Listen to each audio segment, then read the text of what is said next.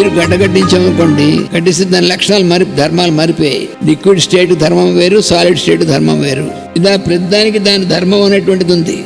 అని మీరు ప్రతిదానికి అలా అంటగడితే అంటగట్టక్కర్లేదు. మనగా ఎక్స్పెరిమెంట్ చేసుకోవచ్చు. ఒక గ్లాసు నీళ్ళు తీసుకుని అవతల మొహాన్ని కొట్టామనుకోండి దెబ్బ తగలదు, తడవుతుంది తప్ప. అదే నీరుని గడ్డగట్టింపజేసి వాడి మొహాన్ని వేసి కొడితే వాడి మొహం పగులుతుంది.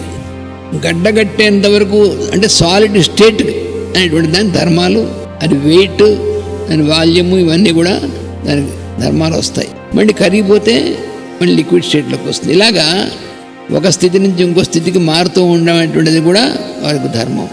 అది మనలో జరిగేటువంటిది. ఇది కూడా కంటిన్యూస్గా జరుగుతూనే ఉంటుంది ప్రాసెస్. ఈ ప్రాసెస్ అన్నీ కంటిన్యూస్గా జరుగుతున్నప్పుడే మనం జీవించి ఉన్నట్టు లెక్క. ఈ ప్రాసెస్ ఆగిపోయిందంటే ఆ శరీరం పని అయిపోయిందని అర్థం. అప్పటిదాకా వారు బలాన వారు అంటారు. వారు అందులోంచి వెళ్ళిపోయిన తర్వాత బలాన వారు శరీరం అంటారు, కానీ బలాన వారు అందరూ.